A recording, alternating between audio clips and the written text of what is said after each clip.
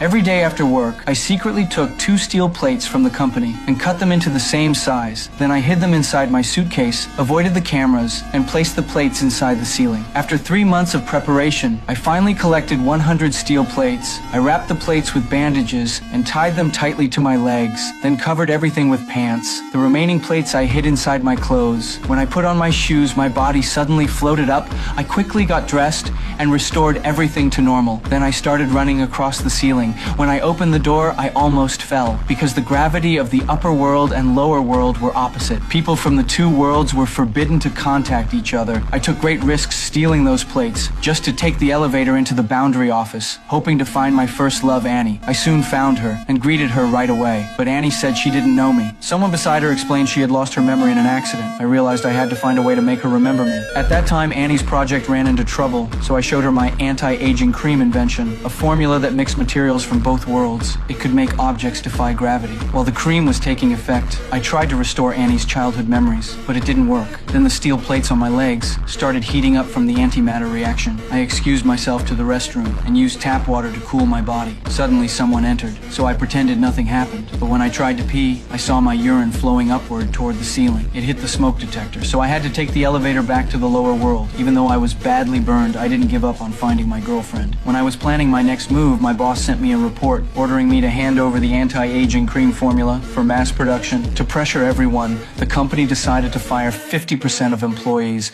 Those who couldn't contribute would be dismissed. My friend Jimmy was fired because he was too old. Before leaving, he gave me a gift.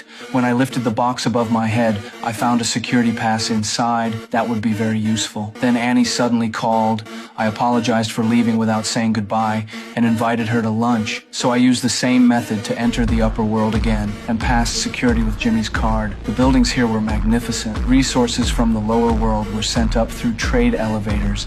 I didn't have time to admire them. Soon I arrived at the restaurant and met Annie again. She was curious why we worked in the same company, yet had never met before. I didn't answer. Instead, I tried to awaken her lost memory, but my rash behavior upset her, so I apologized. Then she agreed to stay for lunch. As our relationship grew closer, the plates under my feet began to smoke. I quickly ended the meal while stepping on the flames to put them out. When Annie left, the fire couldn't be stopped. I started running like crazy and jumped into the lake, then swam toward the center, took off all the steel plates, and used gravity to fall back into the lower world. My efforts helped Annie gradually recover her lost memories. It was a new beginning.